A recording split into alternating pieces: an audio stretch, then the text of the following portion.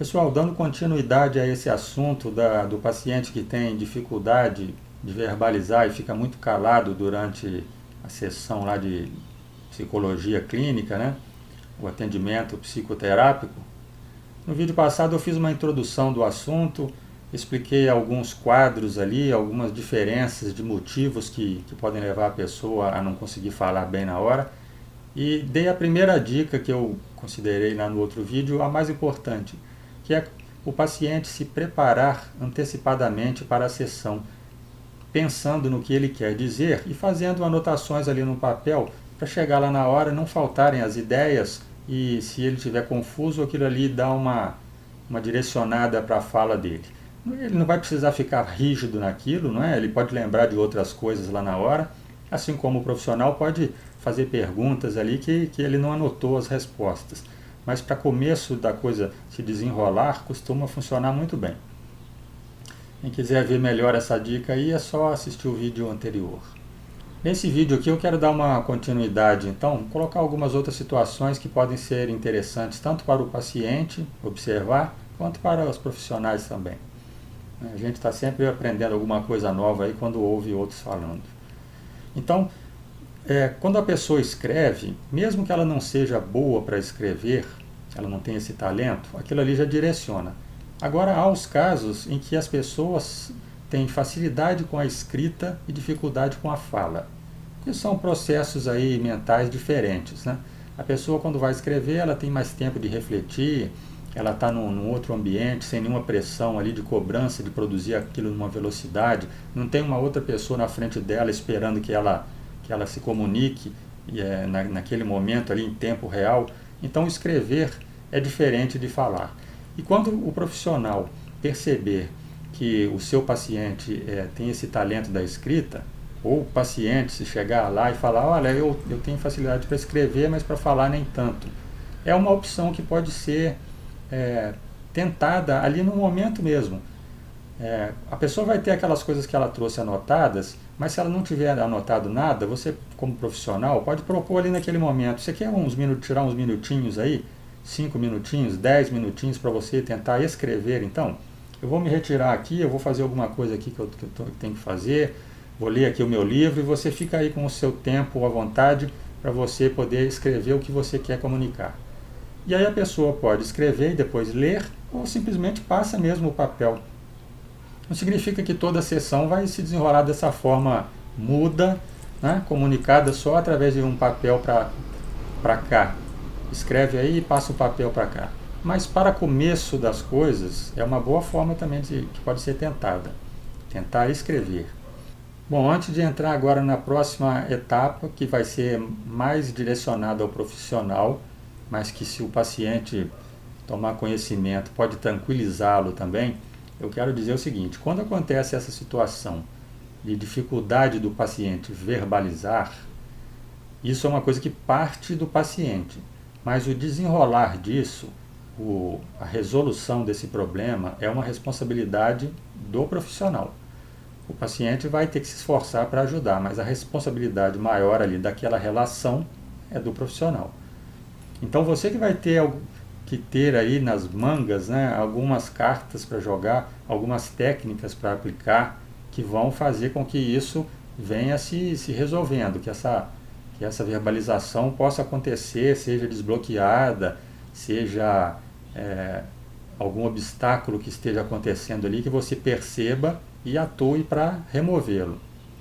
Você não pode ficar apenas fazendo uma pressão para que o paciente fale. Não, mas fala, mas desenvolve. Sabe? Você vai ter que saber direcionar o negócio. A primeira coisa que os dois vão ter que se acostumar ali, né, é não ficar desconfortável demais com as pequenas lacunas, com as ausências ali de fala. É desconfortável, é constrangedor quando fica 5, 10 minutos ali, né? E tem profissionais que tem aquela história de sustentar o silêncio, né? Então, o paciente fica calado e o profissional fica calado também, esperando o que vai acontecer. Aí é tremendamente constrangedor. Mas aquelas pequenas falhas ali na fala de 5 segundos, 10 segundos, Isso aí você tem que saber se acostumar e colocar para o seu paciente também que se acostume.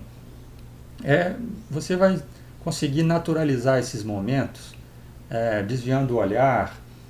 De repente você pode sugerir que o paciente fique sentado de lado para você, para não ficar aquele constrangimento ali de ver o seu olhar pedindo, continue falando.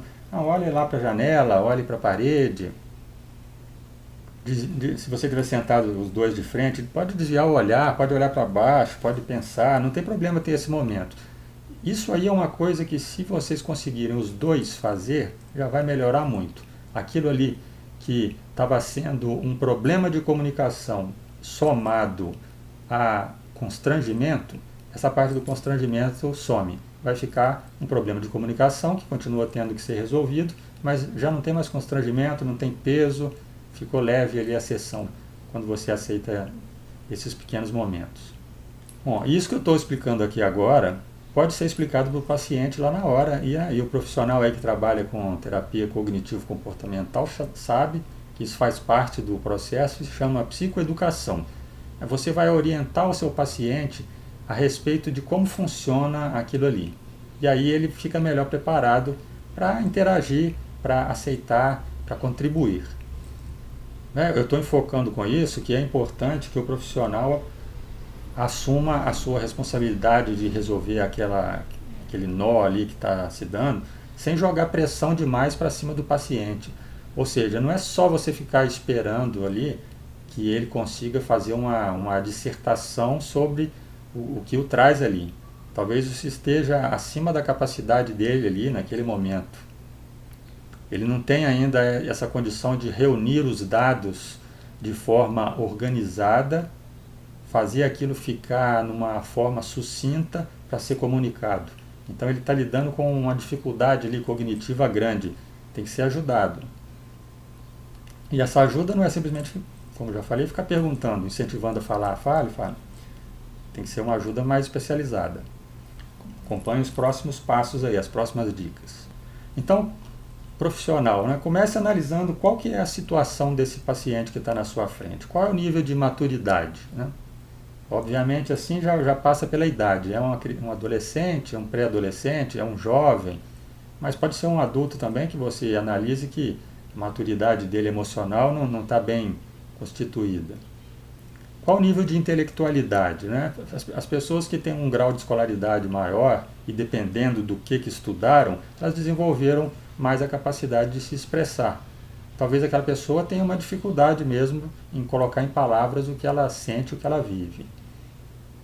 Qual a capacidade de análise da pessoa?